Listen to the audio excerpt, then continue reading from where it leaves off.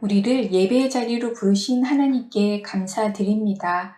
다 같이 사도신경으로 신앙 고백하겠습니다.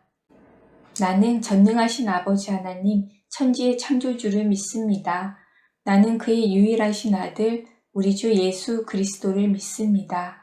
그는 성령으로 잉태되어 동정녀 마리아에게서 나시고 본디오 빌라도에게 고난을 받아 십자가에 못 박혀 죽으시고 장사된 지 사흘 만에 죽은 자 가운데서 다시 살아나셨으며 하늘에 오르시어 전능하신 아버지 하나님 우편에 앉아 계시다가 거기로부터 살아있는 자와 죽은 자를 심판하러 오십니다. 나는 성령을 믿으며 거룩한 공교회와 성도의 교제와 죄를 용서받는 것과 몸의 부활과 영생을 믿습니다. 아멘. 예배를 위하여 김송현 어린이 기도하겠습니다. 하나님, 예배의 자리로 모일 수 있게 해주셔서 감사합니다. 교회에서나 집에서도 예배 시간에 하나님께 집중하고 올바른 예배를 드릴 수 있게 도와주세요. 하나님 말씀대로 순종하며 살아갈 수 있도록 도와주세요. 코로나 바이러스가 없어지게 해주시고 선생님, 친구들, 언니, 오빠들, 동생들 건강하게 해주시고 저도 건강하게 해주세요. 밥을 주셔서 감사합니다. 우리가 행복하게 살 수 있도록 도와주셔서 감사합니다. 예수님 이름으로 기도합니다. 아멘. 이 시간 찬양으로 우리의 마음을 하나님께 올려드립니다. 세상보다 더 큰 사랑, 힘차게 찬양하겠습니다.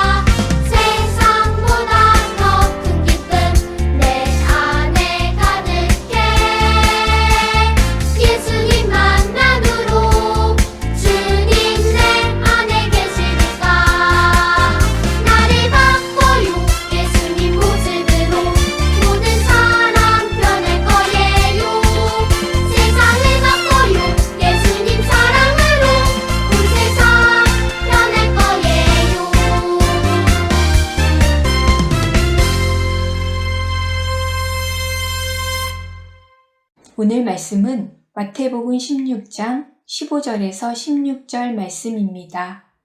함께 읽겠습니다. 이르시되 너희는 나를 누구라 하느냐? 시몬 베드로가 대답하여 이르되 주는 그리스도시요 살아계신 하나님의 아들이시니이다. 아멘. 베냐인부 영상예배 함께하는 모든 친구들 반가워요. 한 주간도 잘 지냈나요? 오늘은 하나님께서 우리에게 어떤 말씀을 들려주실까요? 오늘의 말씀 제목은 베드로는 예수님이 구원자이심을 알았어요 입니다. 우리 하나님 말씀을 기대하며 잘 들어볼까요? 당신이 오늘도 밟은 이것은 누군가의 눈입니다. 여러분, 혹시 이 포스터를 본 적이 있나요? 이 포스터는 어떤 내용을 담고 있을까요? 바로 시각 장애인이 걸어갈 때 길을 안내해주는 유도 블록을 밟지 말라는 메시지가 담겨 있어요. 유도 블록을 눈 글자 모양으로 만들어 우리가 누군가의 눈을 밟고 있다는 충격과 함께 유도 블록을 밟고 서 있으면 안 된다는 사실을 알려주어요. 이 광고는 한 고등학생이 광고제에 출품한 작품인데 2020년 공익광고 대상을 받았어요. 시각 장애인의 필요를 알고 사람들에게 메시지를 아주 잘 전달한 광고예요. 이렇게 광고에 메시지를 만드는 사람을 카피라이터라고 해요.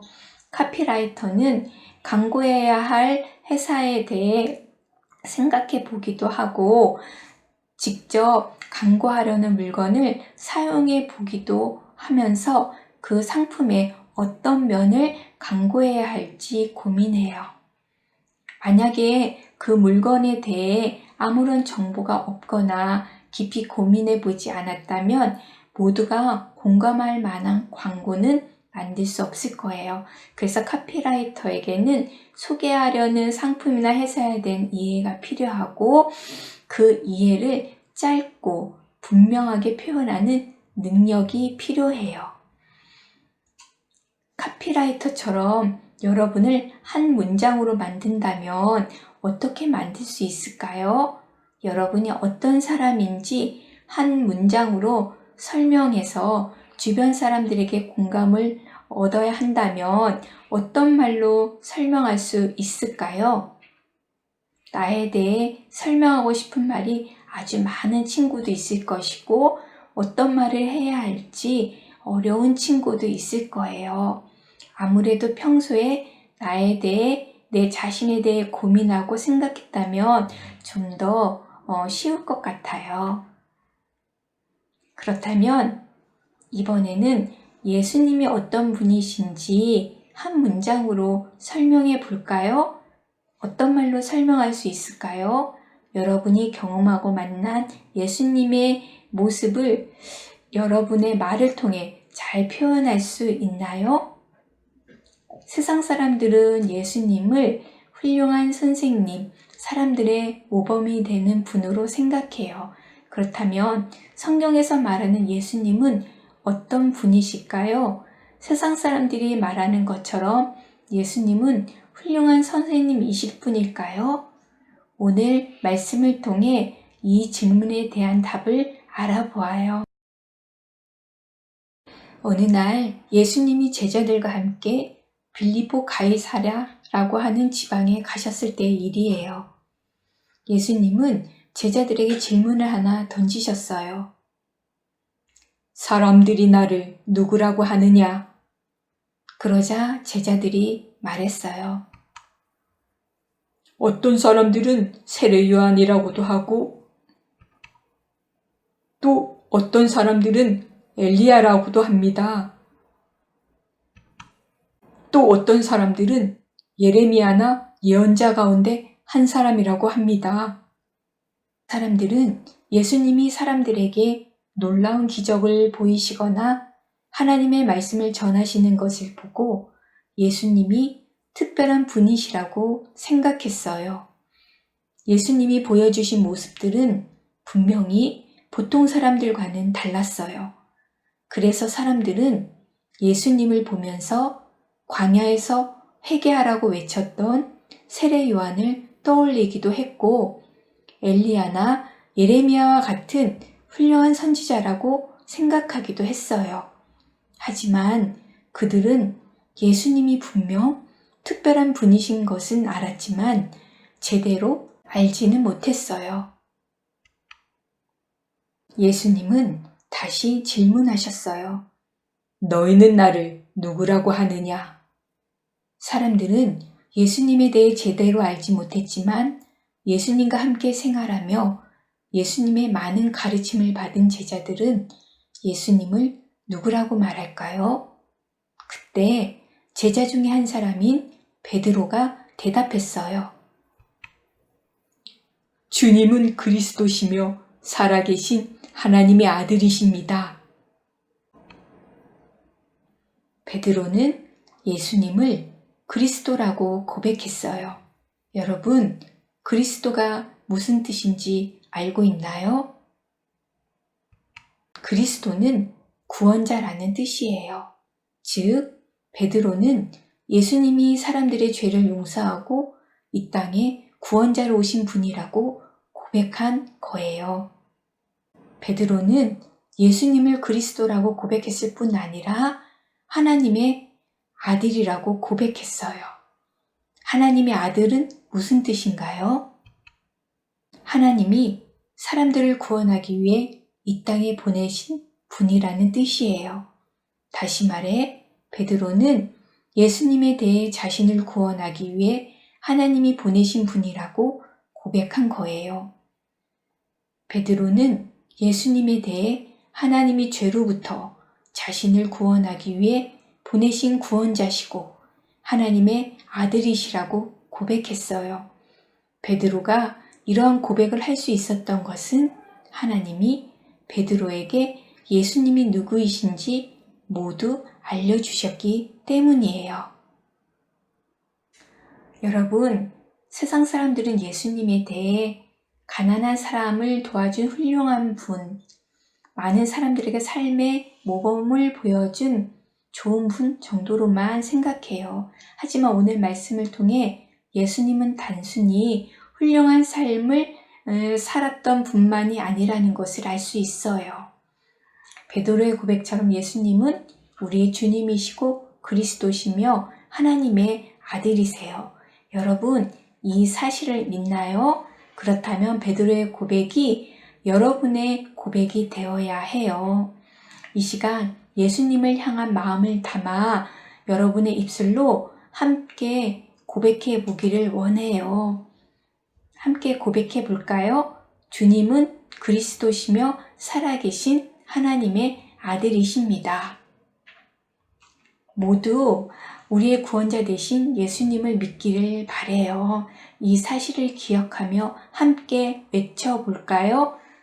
예수님이 나의 구원자이심을 믿으라. 말씀을 기억하며 기도하겠습니다.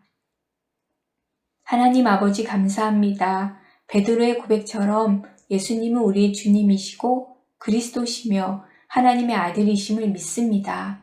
예수님이 우리의 구원자이심을 믿습니다.